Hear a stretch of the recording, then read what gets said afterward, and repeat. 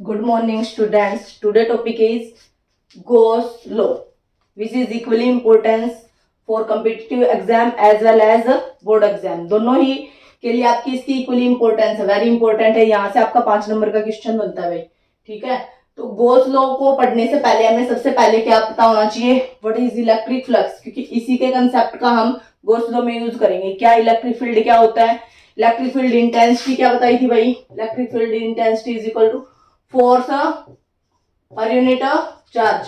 भूल गए कि याद है क्या था आपका, फोर्स क्या था, k q one q two by r square. Gauss law था भाई, यहाँ से क्यू आपका यहाँ से आएगा, कैंसिल होगा, क्या लिख सकते हैं, k q by r square, given charge और उनके बीच की डिस्टेंस का स्क्वायर, जिस पॉइंट पे आपको इलेक्ट्रिक फील्ड इंटेंसिटी निकालनी है। ये इलेक्ट्रिक फील्ड इंटेंसिटी का था आपका फॉर्मूला। उसके बाद electric flux, flow of electric field. Electric field आपका किस तरीके से फ्लो कर रहा है वही आपको क्या बताएगा, electric flux. It just cross product of electric field and given area. और कैसे भाई, क्या होता है electric flux, is just total number of electric line of force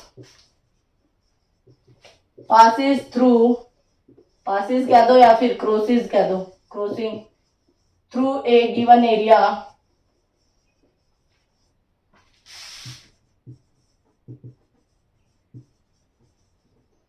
total number of electric lines passes through a given area. किसी given area में से, area आपका क्या हो सकता है, यहाँ आपका रेगुलर भी हो सकता है या फिर आपका इरेगुलर भी हो सकता है। इरेगुलर के कंसेप्ट में आप सॉलिड एंगल का कंसेप्ट यूज करोगे। रेगुलर मींस जैसे आपका स्क्वायर में से जितनी नंबर ऑफ लाइंस जारी होंगी इलेक्ट्रिक फील्ड की, वो क्या हो जाएगा, आपका इलेक्ट्रिक फ्लक्स हो जाएगा। या फिर रेक्टेंगुलर का एरिया, स्फीयर का, स्क्वायर का, ये आपको याद होने चाहिए। ये रेगुलर ऑब्जेक्ट्स है। इरेगुलर मींस ये आप जैसे मोमेंट ऑफ इनर्शिया में आपने इरेगुलर लैमिना ले लिया। अब इसमें से हमें नहीं पता यहाँ कोई चार्ज पड़ा है, या तो इनसाइड है या तो आउटसाइड है, तो जितनी नंबर ऑफ लाइंस पास होंगी वही क्या हो जाएगा आपका इलेक्ट्रिक फ्लक्स।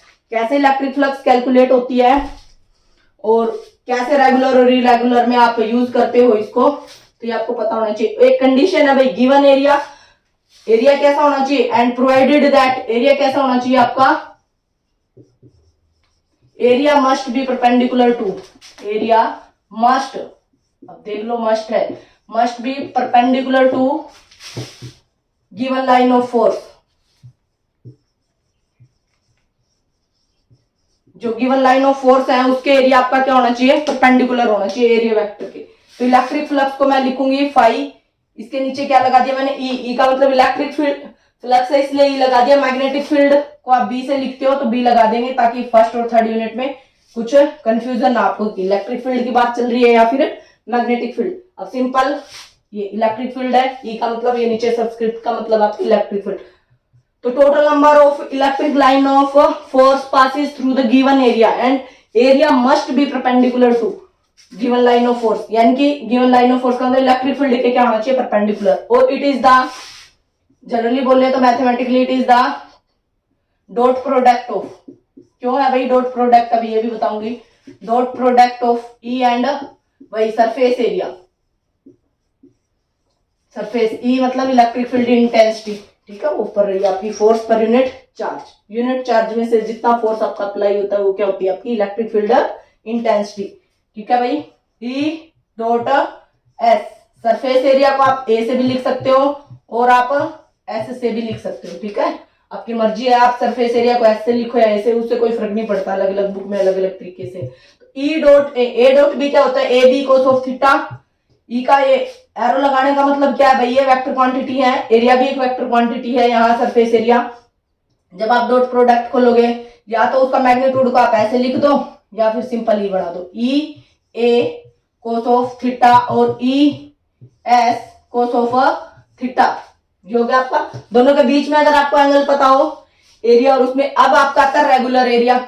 रेगुलर और इरेगुलर वर्ड जो मैंने यूज किया था, सरफेस एरिया, ये बोला ना मैंने, provide area must be perpendicular. कैसे भाई, अब ये फॉर्मूला कहां से आ गया, अभी देख लेते हैं। इलेक्ट्रिक फ्लक्स, जैसे आप मान लीजिए ये रही भाई, ये आपकी गिवन एरिया है आपका, ये रहा टोटल सरफेस एरिया को मैंने ऐसे लिख दिया, ठीक है। इधर आपका इलेक्ट्रिक फील्ड लाइंस ऐसे जा रही है, ठीक है, इलेक्ट्रिक फील्ड लाइंस ऐसे है, ये इलेक्ट्रिक फील्ड की डायरेक्शन है आपकी, और ये एरिया इसके क्या है, ये ऐसे रखा हुआ है, तो ये एरिया क्या हो गया, इसके परपेंडिकुलर हो गया 90 डिग्री।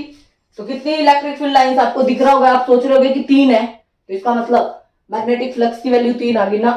क्यों भाई, एरिया कोस थीटा पे भी तो डिपेंड कर रहा है ना, कोस थीटा कितना बन रहा है, एंगल 90 डिग्री, और कोस 90 क्या होता है, कोस 90 0। तो इलेक्ट्रिक फील्ड या मैग्नेटिक इलेक्ट्रिक फ्लक्स कितना आ गया आपका यहाँ 0। तो एंगल का मेन रोल है एरिया के परपेंडिकुलर देखना है आपका, ठीक है, एरिया परपेंडिकुलर। अब मान लीजिए ये कोई थी आपकी इलेक्ट्रिक फील्ड लाइन, जरूरी है ऐसे ऐसे जा रही हूँ भाई, ये अब क्या इस एरिया के साथ कुछ ना कुछ एंगल बना रही है, थीटा एंगल बना रही है, ई किस तरीके से, ये देखो मान लीजिए ये इलेक्ट्रिक फील्ड इस तरीके से जा रही है, अब तक तो इसके ऊपर परपेंडिकुलर आ रही थी, अब परपेंडिकुलर ना आके क्या पता पैरेलल आ रही हो, पैरेलल है, पैरेलल का मतलब क्या है, एंगल पैरेलल में कितना होता है एंगल 0 डिग्री, कोस 0 कितना होगा भाई 1, मैक्सिमम फ्लक्स आ जाएगी आपकी, ठीक है। तो हम कोई एक सिंपल एंगल थीटा मान लेते हैं, यहाँ यूनिट वेक्टर इसके साथ एरिया के साथ ये कितना, ये एरिया है, इसके साथ नॉर्मल कंपोनेंट लेना है, इधर ये आपका एस सरफेस एरिया है ऐसे आपका, तो ई का इधर कौन सा कंपोनेंट आएगा, रेक्टेंगुलर कंपोनेंट में रिजोल्व करो, ई का इधर कौन सा कंपोनेंट आएगा भाई, इधर ई के थीटा, थीटा के पड़ोस में कोस, पड़ोस कोस, ऐसे आपने याद रखा होगा, ई कोस ऑफ थीटा, इधर कौन सा कंपोनेंट आएगा, ई साइन ऑफ थीटा। तो अब ये इसकी तो दोनों की प्रोडक्ट है, flux is nothing normal component of E, ऐसे भी बोल सकते हो normal component of E, E का normal component into surface area. अब नॉर्मल कंपोनेंट क्या है, E cos of theta into surface area को मैंने ऐसे लिख दिया, वही आ गया ना, E S cos of theta, cos theta है तो मैं इसको क्या लिख सकती हूँ, E dot S, small S से लिखो या कैपिटल एस, बात एक ये तो होगी रेगुलर की बात। इरेगुलर हो तब भाई, तब कैसे देखेंगे, तब भी लिखने का तरीका देख लेते हैं। ये कोई इरेगुलर लेमिना आपका, ठीक है, इसमें क्या होगा आपका, अब हमें पता नहीं एरिया कितना होगा इसका, तो हम स्मॉल पोर्शन ले लेंगे, यहाँ कोई चार्ज पड़ा है क्यू, ठीक है, ये यहां से डिस्टेंस इसकी कुछ भी मान लो भाई, इस पॉइंट पे देखनी है आपको इलेक्ट्रिक फील्ड इंटेंसिटी, ठीक है। तो स्मॉल एरिया मान लिया, वो क्या हो गया आपका, जब टोटल सरफेस एरिया एस है तो स्मॉल को किससे लिखोगे, डीएस, ठीक है, डिफरेंशिएशन फॉर्म या इंटीग्रेशन फॉर्म में बोलेंगे, तो ये आपने डीएस ले लिया।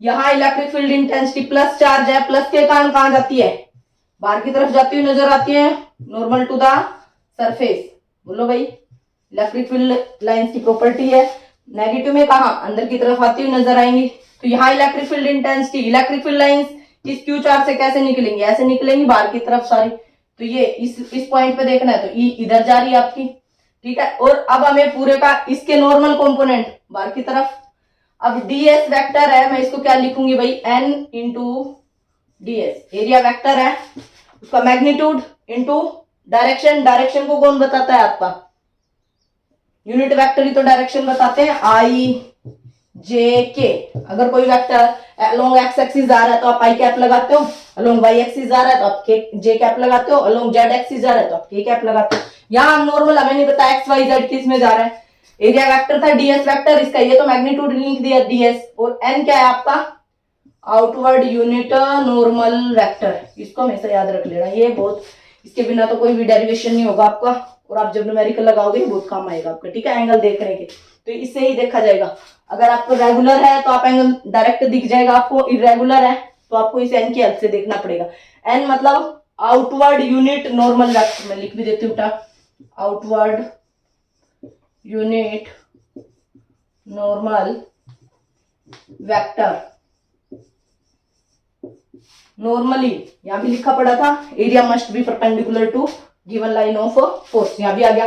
तो अब फ्लक्स को क्या लिखूंगी भाई, क्लोज्ड सरफेस, क्योंकि हमें तो स्मॉल पोर्शन पे पता लगा है ना डीएस, पूरे के लिए क्या करते हैं इंटीग्रेशन, और इंटीग्रेशन भी कैसा भाई, ये जो आप जीरो लगा रहे हो ना, ये इस तरीके से, आपने इंटीग्रेशन मैथ में इस तरीके से लगा हुआ देखा होगा, ये सिंपल इंटीग्रेशन होता है, हाँ, ए से बी। अब ये क्या इंटीग्रेशन है आपका, ए से बी विदाउट लिमिट, तो इसको बोलते हैं इनडेफिनेट, डिफाइन ही नहीं है कहां से कहां तक निकालना है। अगर ए से बी ये कर दूं तो मैं ये डेफिनेट इंटीग्रल बन जाएगा, और ये ओपन है क्योंकि सरफेस कैसी है, ओपन है, कहीं सरफेस स्पेस में रखा है कोई चीज, तब आपको कोई चीज कैलकुलेट करनी है आप इस तरीके से। और ये जो मैं जीरो सी लगा रही हूँ ना, ये वाला, इसका मतलब है क्लोज्ड सरफेस। ये देखो ये बंद है ना, अब जैसे आप कोई रेक्टेंगुलर चीज ले सकते, तो ये क्या है आपकी क्लोज्ड है। तो इसको सोल्व करेंगे जब इंटीग्रेशन, अगर हमें स्मॉल पोर्शन पे किसी चीज की वैल्यू पता है, होल के लिए निकालनी है, तो क्या करना पड़ेगा, इंटीग्रेशन। और इंटीग्रेशन भी कैसा भाई, क्लोज्ड, क्लोज्ड पे ही लगता है आपका दोस्तों, ओपन पे नहीं लगता। ठीक है, तो मैंने ये लिख दिया E dot ds, dot product थी दोनों के अंदर, ई डॉट एस। ये देखो ई डॉट ए या E dot S, E A cos of theta या E S cos of theta, एक ही बात है।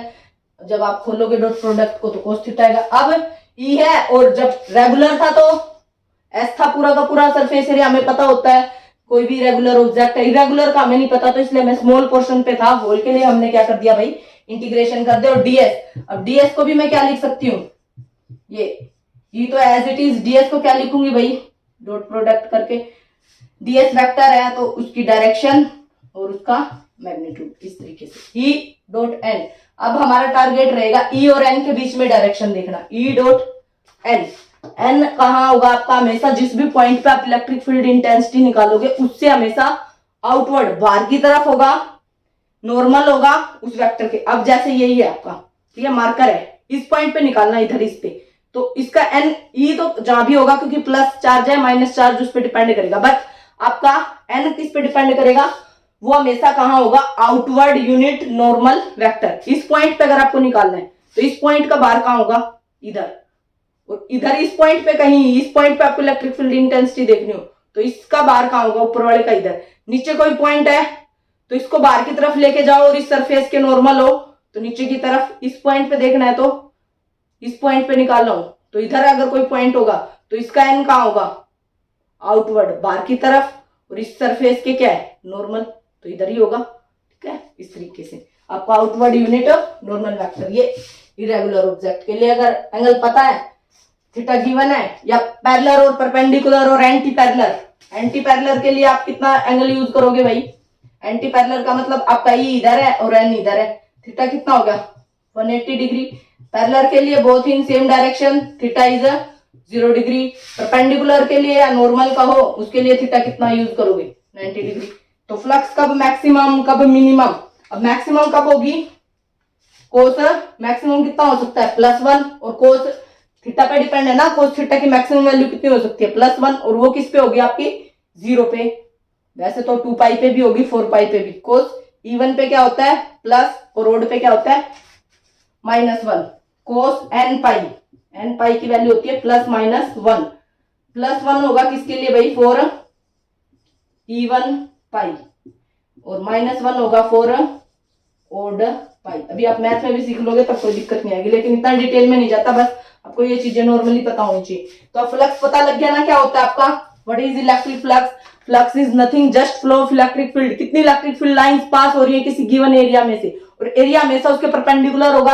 अब हमने ये सारा कंसेप्ट क्लियर कर दिया, हम सिर्फ एन डीएस वेक्टर नहीं रखेंगे, हम सिर्फ एन और ई के बीच में एंगल देख लेंगे। एन को हमेशा कहां लेंगे, उस पॉइंट से बाहर की तरफ, और उसके सरफेस के नॉर्मल लेंगे। ठीक है, हाँ। अब नेक्स्ट देखो भाई, गोस लो। अब आगे इसकी स्टेटमेंट एंड प्रूफ।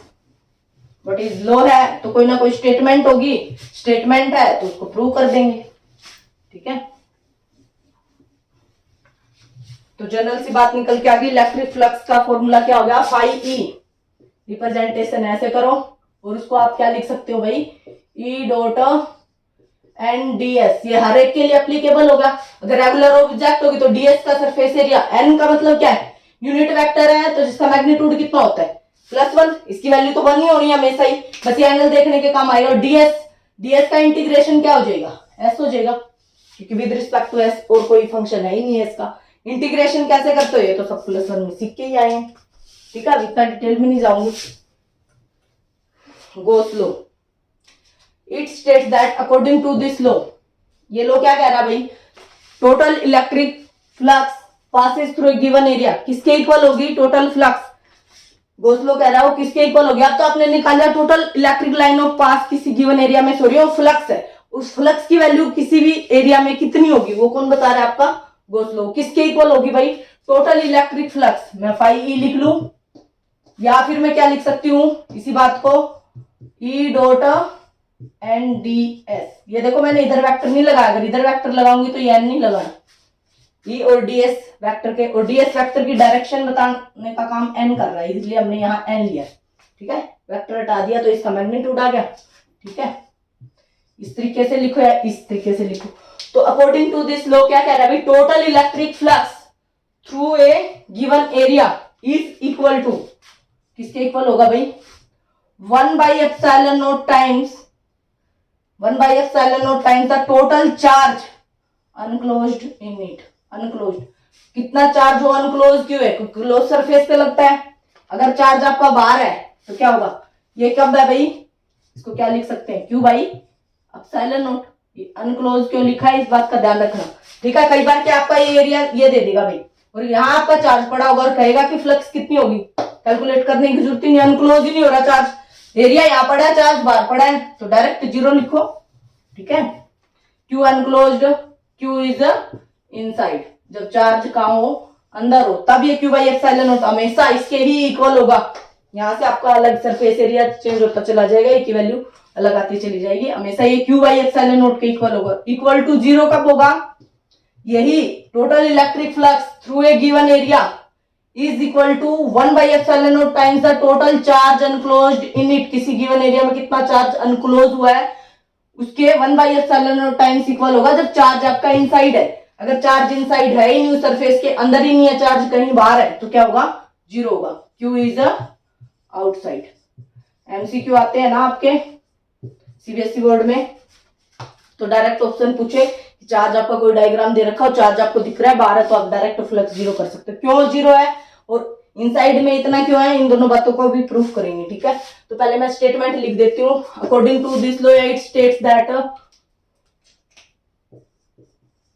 बस जस्ट इसी को लैंग्वेज में लिखना है, ये जो बात आपने मैथमेटिकल फॉर्म में लिखी है इसको लैंग्वेज में लिखना है। इसी में बहुत पूरी साल निकल जाती है, बच्चे इसी में गड़बड़ करते हैं। कैसे लिखोगे, टोटल इलेक्ट्रिक फ्लक्स, ये बोलो या फिर ये बात बोलो, total electric flux through a given area is equal to 1/ε0 times the total charge enclosed in it. बस ये लैंग्वेज में लिखना है। It state that total electric flux through a given area, अब एरिया मस्ट बी परपेंडिकुलर, हमें पहले ही पता, जब फ्लक्स आ रही है और फ्लक्स में होता ही है, दोबारा लिखने की जरूरत नहीं है। Total electric flux through a given area is equal to 1/ε0 times the total charge, charge कितना भी हो, total charge enclosed in it, कितना उसने अनक्लोज किया, कितना उसके अंदर है, अनक्लोज्ड इन इट। इट कौन भाई, वो जो गिवन एरिया के अंदर जितना चार्ज है। ठीक है, तो इसको प्रूफ देखेंगे, दोनों के लिए प्रूफ देखेंगे, बट आपके सिलेबस में सिर्फ ये वाला है, इनसाइड वाला Q/ε0 होता है, ये आउटसाइड में 0 क्यों होता है, ये भी मैं प्रूफ कर दूंगी। ठीक है, देखते हैं 1 बाय 1, पहले फर्स्ट केस फिर आपका सेकंड केस। ठीक है, फर्स्ट वाला इंपॉर्टेंट है भाई, प्रूफ करनी है, थ्योरम है, लो है, तो कुछ ना कुछ कंसीडर, तो कोई एक स्फीयर कंसीडर कर लेंगे।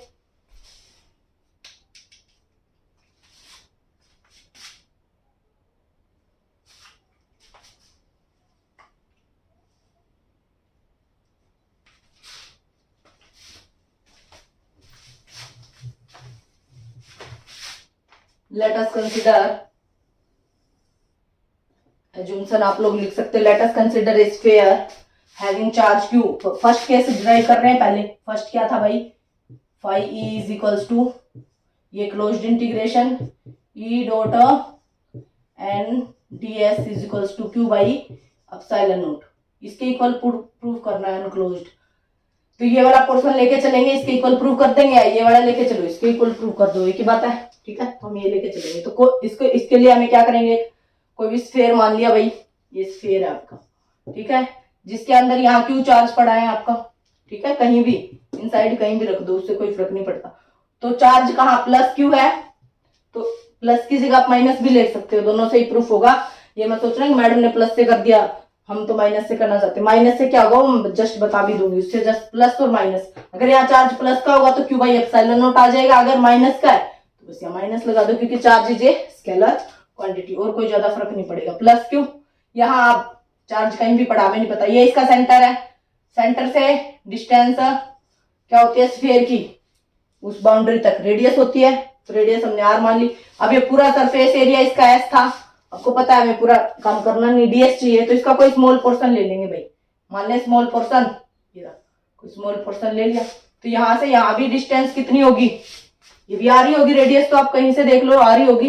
ये सॉलिड एंगल की टर्म में भी ये क्या होगा, डी ओमेगा, सबको पता होगा solid angle is equals to d s by r square. इस फॉर्म से भी प्रूफ कर सकते हो या फिर सिंपल भी प्रूफ कर सकते हो, कई मेथड है, ठीक है। स्मॉल एरिया, ये स्मॉल पोर्शन इसका मान लिया, इसको क्या कह दिया हमने, डीएस।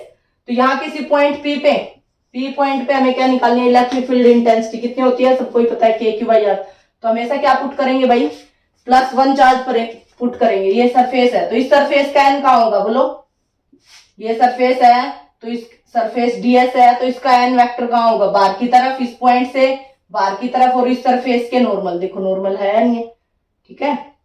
तो एन की डायरेक्शन तो ये आ गई। अब डायरेक्शन किसकी रहेगी भाई, ई की, चार्ज ये पड़ा है, डिस्टेंस कितनी है आर, तो ई क्या होगी, के क्यू बाई उस पॉइंट और उस चार्ज के बीच की डिस्टेंस, चार्ज ये रहा, तो कितनी डिस्टेंस है ये आर है, तो उसका स्क्वायर। यही थी आपकी इलेक्ट्रिक फील्ड इंटेंसिटी, बोलो इलेक्ट्रिक फील्ड इंटेंसिटी का मैग्नीट्यूड यही तो आएगा, के क्यू बाई आर स्क्वायर।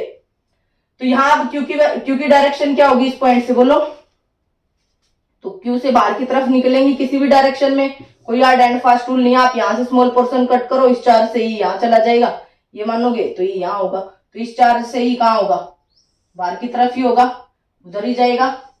ई भी इधर ही है, एन भी इधर ही है, तो दोनों के बीच में सेम डायरेक्शन, थीटा कितना होगा बोलो, 0 डिग्री। प्रूफ, मैंने इधर माना, आप इधर स्मॉल पोर्शन मान लो, ये रहा डीएस, वही पी पॉइंट पे निकालना है, +1 वैल्यू पुट करो, तो ई की डायरेक्शन तो बाहर की तरफ होगी क्यू से, क्योंकि प्लस चार्ज है। अगर यही चार्ज क्या होता माइनस, तो ई की डायरेक्शन कहाँ होती, चार्ज की तरफ, इधर आ जाती, तो थीटा कितना होता 180 डिग्री, कोस 180 -1, तो ऑटोमेटिक यहाँ माइनस आ जाता, बस इतना ही तो फर्क है, कुछ ज्यादा फर्क है ही नहीं। अब हम प्लस के कांड कर रहे हैं, जो आपका बुक किस लैंग्वेज में है उसी के हिसाब से चलेंगे, ठीक है। ये रहा भाई क्यू चार्ज था, ये स्फेयर था, स्फेयर के सरफेस एरिया सबको पता होना चाहिए, कितना होता है सरफेस एरिया, है भाई सरफेस एरिया कितना होता है स्फेयर का, 4 pi are square, total surface area वो भी यही होता है, ठीक है। तो यहाँ क्यू चार्ज था आपका, तो गॉस लॉ अप्लाई करो टेकिंग, तो प्रूव करना है तो या तो लेफ्ट हैंड साइड लेके चलो या राइट हैंड, तो हमने ये taking left hand side, flux कितना है आपका e dot N D s, यही आपका ई और एन के बीच में एंगल कितना दिख रहा है, ई भी इधर है एन भी इधर है, कितना कितना है 0, ए डॉट बी खोल दो भाई, डॉट प्रोडक्ट ओपन करो, ए ई का मैग्नीट्यूड एन का मैग्नीट्यूड, यहाँ डॉट अब ओपन कर दिया, अब डॉट नहीं लगानी, cos of theta ds, e की वैल्यू कितनी है बोलो, k q by r square, n की वैल्यू कितनी है 1, और थीटा कितना है कोस 0 डी एस, कोस 0 की वैल्यू भी कितनी होती है 1, 1 इंटू 1 के क्यू बाई आर स्क्वायर बाहर आ गया, देखो अंदर पड़ा रहने दो, ये लो k q by r square d s. अब यहाँ कांस्टेंट है और कांस्टेंट का इंटीग्रेशन क्या होता है, जिसके रिस्पेक्ट में होता है वही आ जाता है, डीएक्स का क्या होता है एक्स, डी डब्ल्यू का डब्ल्यू, डी वाई का वाई। अगर यहाँ एक वैल्यू हो वाई इसका फंक्शन हो तो कैसे करते हैं, जितनी पावर है एक पावर ऐड और नहीं से डिवाइड, वाई स्क्वायर बाई 2 हो जाता। जब कुछ है ही नहीं, कुछ नहीं है, तो आप y की पावर 0 लिख लो, क्योंकि किसी की पावर 0 1 होता है, 1 से किसी की मल्टीप्लाई कर दो कोई फैक्टर नहीं होता, इसलिए ds का कितना हो गया भाई k q by r square, ds का कितना आ गया s, s क्या है सरफेस एरिया, और सरफेस एरिया कितना होता है, s की वैल्यू पुट करवाओ, क्या मानना है हमने यहाँ स्फेयर मानना है, तो स्फेयर का क्या होगा surface area 4 pi are square, यहाँ जो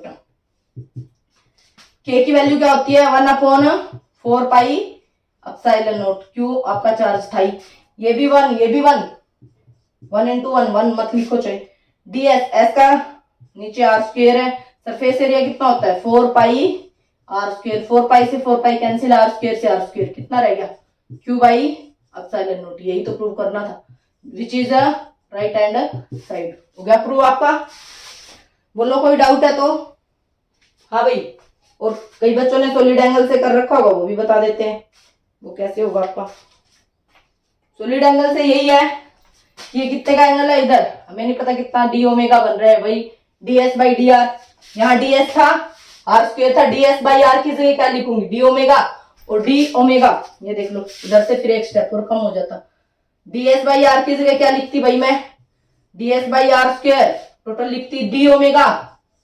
यहाँ क्या होता आपका k q, ds by r square की जगह क्या हो जाता d omega, integration d omega का क्या हो जाता ओमेगा, और स्फीयर के लिए ओमेगा कितना होगा टोटल 4 पाई, वही के की value 1/4 pi, epsilon naught Q into omega की वैल्यू 4 पाई, 4 पाई से 4 पाई, फिर भी वही आना था, आपकी मर्जी आप जैसे भी करना चाहो। बट अगर आप इससे कर रहे हो surface area 4 pi are square put कर रहे हो, क्योंकि एप्लीकेशन में बार बार हम लोग यही यूज करेंगे, ठीक है। नेक्स्ट है आपका सेकंड पार्ट,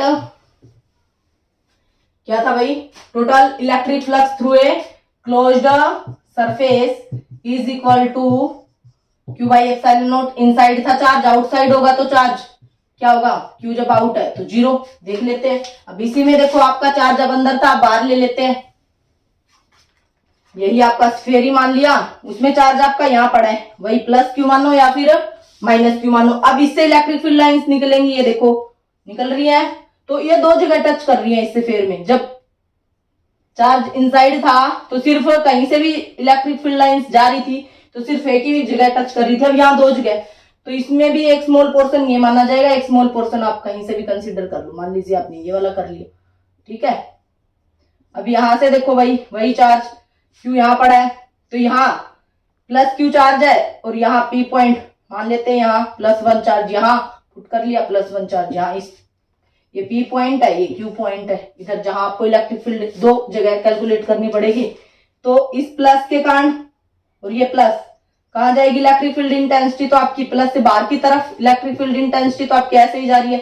अगर इन पॉइंटों से मैं कोई लाइन ड्रॉ करूं, ये तो इलेक्ट्रिक फील्ड इंटेंसिटी तो इस पॉइंट से भी इधर ही जा रही है, और इस पी पॉइंट से भी इधर ही जा रही है, बट यूनिट वेक्टर दोनों के अलग अलग होंगे। देखो इस पॉइंट, ये पॉइंट यहाँ है, इसका एन कहाँ होगा, उस पॉइंट से बाहर की तरफ, और इस सरफेस के नॉर्मल एन यहाँ होगा, तो दोनों के बीच में थीटा कितना हो गया 0 डिग्री। और इसका देखो इस पॉइंट का, पी पॉइंट का, ई तो इधर है बट एन कहाँ होगा इधर बाहर की तरफ, इस पॉइंट से बाहर की तरफ और नॉर्मल, बाहर की तरफ और नॉर्मल, देखो बाहर की तरफ एन और इस सरफेस के क्या है नॉर्मल है, आउटवर्ड भूल गए, outward unit normal vector. Theta कितना हो गया इस पॉइंट के लिए, ई इधर है एन इधर है, थीटा कितना आ गया 180 डिग्री। टोटल इलेक्ट्रिक फ्लक्स एक पॉइंट पे है तो आप एक बार लिखो, 2 पॉइंट पे है, 3 पे है, 4 पे, सबका सम कर दो, क्योंकि flux is a scalar quantity, electric flux is nothing, it is a scalar quantity. अगर स्केलर क्वांटिटी है जैसे चार्ज की तरह, तो क्या ही होगा, सिंपली ऐड हो जाएगी। तो यहाँ टोटल इलेक्ट्रिक फ्लक्स किसके कारण आएगा भाई, एक तो पी पॉइंट के कारण, e dot N D s, वही लेफ्ट हैंड साइड लेके चलेंगे, e dot N D s, p point plus e dot N D s. ये रिजल्ट आपके डेरिवेशन सिलेबस में नहीं है, बट इसका यूज हम एप्लीकेशन में जगह जगह करेंगे, 2 पॉइंट पे, 3 पे, 4 पे, सरफेस अलग, सरफेस एरिया अलग, तो इलेक्ट्रिक फील्ड इंटेंसिटी अलग, और इंटेंसिटी अलग तो गॉस लॉ भी अलग अलग लगेगा क्यू पॉइंट पे, ठीक है। E dot n, a dot b, यहाँ 1 1 लगा लो चाहे, तो ज्यादा कंफ्यूजन हो रही है, बट ई तो सबके लिए सेम ही है, के क्यू बाई आर स्क्वायर। तो पी पॉइंट पे देखो, पी पॉइंट पे एंगल कितना है, थीटा कितना यूज करेंगे ए डॉट बी में, e n cos of e vector, उसका मैग्नीट्यूड ई लिख दिया, एन का मैग्नीट्यूड एन लिख दिया, कोस थीटा, कोस थीटा कितना है, इधर थीटा कितना है भाई 180 डिग्री, और इधर एंगल कितना है ई डॉट एन, उसके बीच में क्यू पॉइंट के बीच में थीटा कितना है 0 degree, cos 180 degree plus e n cos of 0, cos 180 कितना होता है -1, अच्छा डीएस रह गया भाई, डीएस इंटीग्रेशन डीएस, ठीक है। कोस 180 का क्या आ गया माइनस ई एन की वैल्यू कितनी है 1, कोस 180 -1, ये पहले यहाँ लगा लिया, डीएस का इंटीग्रेशन क्या हो जाएगा एस, डायरेक्ट कर दिया मैंने, ई का ई आएगा, एन की वैल्यू 1, कोस 0 1, डीएस का क्या आ गया एस, एक प्लस का एक माइनस का कैंसिल, कितना आ गया 0। ये तो प्रूव करना था, जब बाहर होगा तो हमेशा ही अगर आपकी सरफेस कहीं यार चार्ज बाहर है तो हमेशा आंख बंद करके आंसर कितना लगा देना है आपको, 0। कल हम करेंगे इसकी application of Gauss law. Thank you for watching this video.